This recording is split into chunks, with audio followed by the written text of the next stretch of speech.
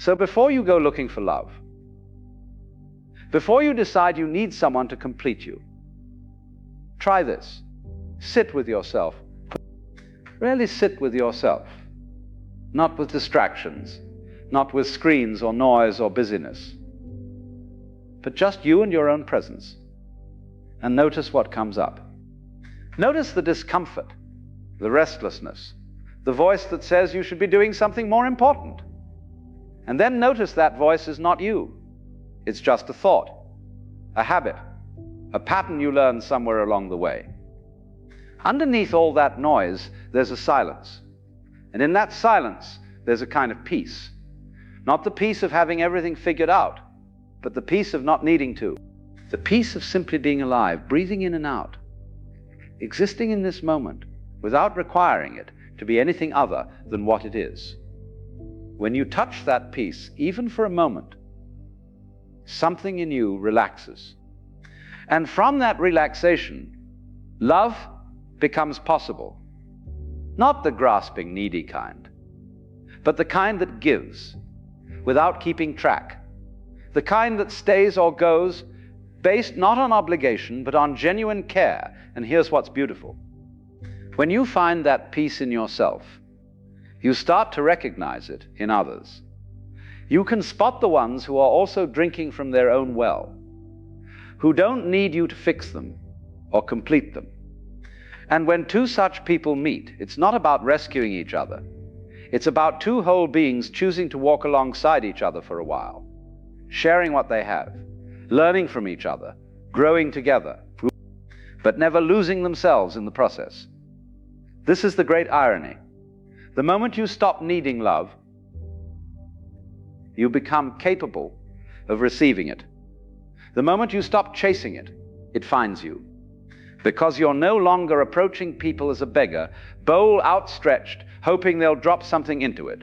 You're approaching them as someone who already has enough, who has something to offer, who can give freely, because giving doesn't diminish you.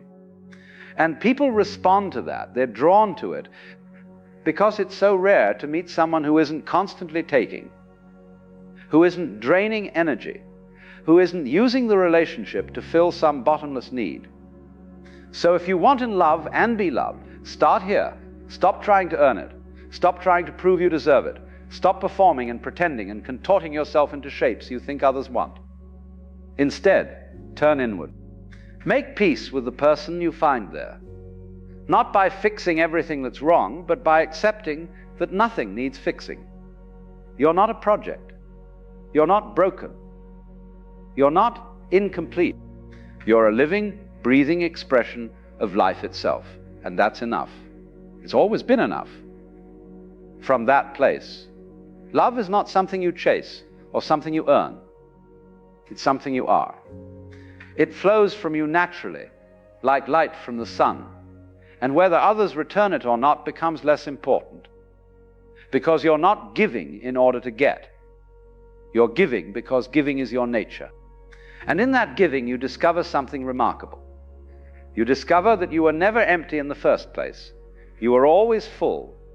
You were always loved. You just forgot for a while. And when you remember, when you really see it, everything changes. You stop begging for crumbs and realize you're already at the feast. You stop searching for someone to complete you and realize you were never half a person to begin with. You stop trying to earn love and simply become it. And from that becoming, from that overflowing, you meet others not as empty vessels hoping to be filled, but as rivers meeting rivers, each full from their own source, joining together not out of need, but out of the sheer joy of flowing together for a while. This is the love that doesn't fade when circumstances change. This is the love that doesn't turn bitter when expectations aren't met. This is the love that sees you at your absolute worst and doesn't turn away, because it was never based on your best behavior. It was based on the recognition that beneath all the masks, all the roles, all the stories you tell yourself, you are the same life, the same consciousness, the same being that moves through everything and everyone. And how can life stop loving itself? So here's my invitation to you. Stop looking for love out there. Stop trying to become worthy of it. Stop performing and pretending.